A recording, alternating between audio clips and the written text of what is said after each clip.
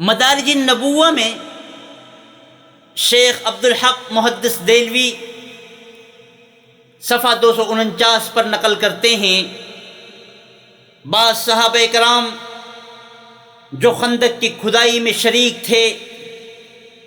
انہیں بھوک نے ستایا تو کمر سیدھی کرنے کے لیے انہوں نے اپنے پیٹ پر پتھر باندھ لیے،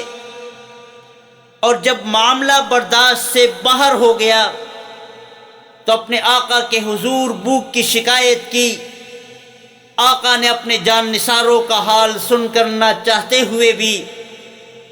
اپنا راز فاش کر دیا اور دامن اٹھا دیا۔ دیکھنے والوں نے دیکھا کہ آقا نے اپنی کمر سیدھی رکھنے کے لیے 2 پتھر باندھے ہوئے تھے۔ صحیح البخاری صفحہ 589 جلد نمبر 2 پر مذکور ہے، جب آپ نے اپنے صحابہ کو جوش و خروش میں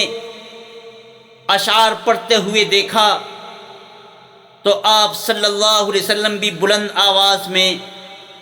رواحہ کے یہ اشعار پڑھنے لگے، اللہم لولا انت مہتدینا ولا تصدقنا ولا صلینا، اے اللہ ہمیں تیرے سوا کہاں سے ہدایت مل سکتی ہے، تیری توفیق نہ ہوتی تو ہم نمازیں کیسے پڑھتے، زکوٰۃ کیسے دیتے۔ فَأَنزَلَنَّ سَكِينَةً عَلَيْنَا وَثَبِّتِ الْأَقْدَامَ إِن لَاقَيْنَا، اے اللہ ہم پر سکینہ نازل فرما دیجئے، اگر دشمن سے ہمارا مقابلہ ہو تو ہمیں ثابت قدم رکھنا۔ ان الاعداء قد بغوا علینا اذا ارادوا فتنة ابینا، یہ دشمن ہم پر ظلم سے چڑھ آئے ہیں، یہ فتنہ گر ہیں، لیکن ہم فتنے سے انکار کرتے ہیں۔ مشکات شریف صفحہ 448 جلد نمبر 2 پر مذکور ہے،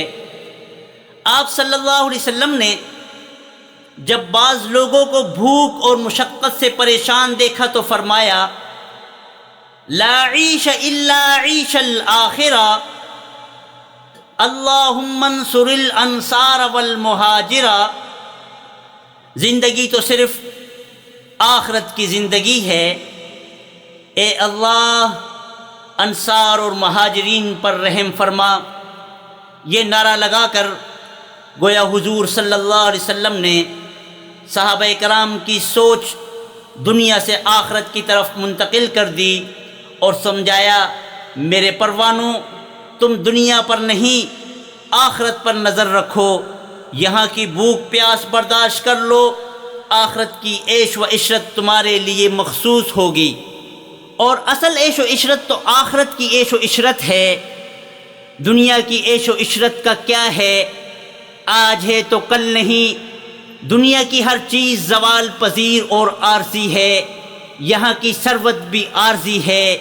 یہاں کی غربت بھی عارضی ہے، یہاں کی صحت بھی عارضی ہے، یہاں کی بیماری بھی عارضی ہے، یہاں کی جوانی بھی عارضی ہے، یہاں کا بڑھاپا بھی عارضی ہے، یہاں کی بہار بھی عارضی ہے، یہاں کی خزاں بھی عارضی ہے، یہاں کی خوشی بھی عارضی ہے، یہاں کی غمی بھی عارضی ہے۔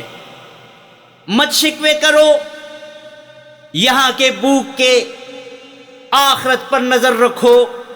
بلکہ میں محمد صلی اللہ علیہ وسلم تم سے وعدہ کرتا ہوں کہ اس دنیا میں تمہارا فقر و فاقہ دور ہو کر رہے گا، دولت کی وہ ریل پیل ہوگی کہ کوئی لینے والا باقی نہیں رہے گا۔